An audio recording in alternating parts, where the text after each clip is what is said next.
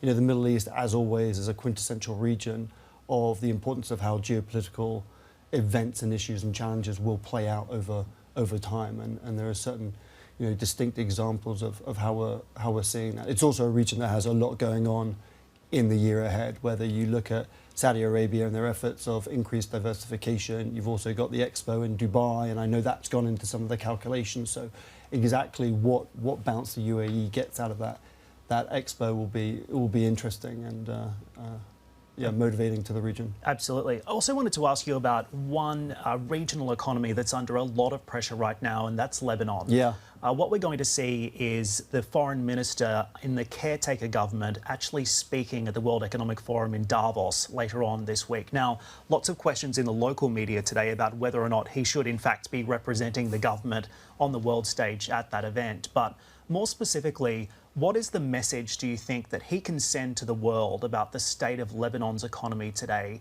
And what should he say?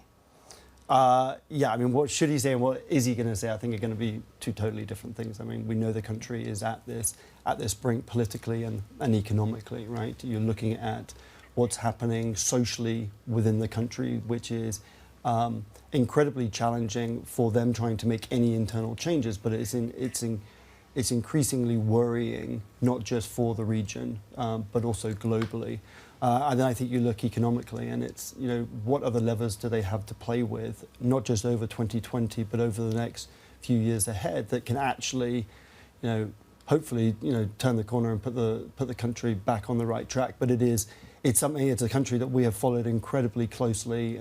We had calls just all this last week in terms of what actually is going to happen and what are the drivers and restrainers that will move it in certain directions. But it's also a country that is not operating in isolation, right? If we look at what's happening, regionally, there are these kind of interconnected dynamics, whether it's what's happening in Saudi or the UAE, and now increasingly US and Iran.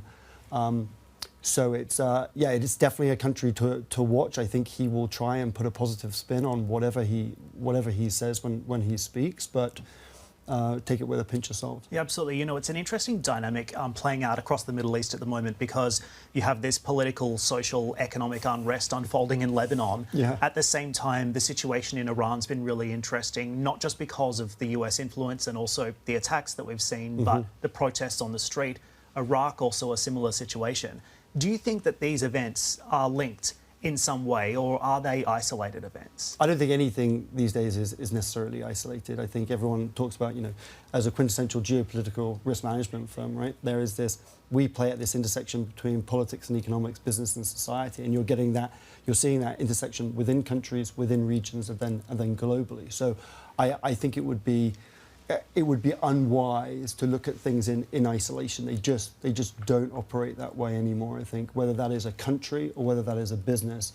We're always saying you've got to contextualize and put a holistic, interdisciplinary analysis around how you think things are going to play out over time.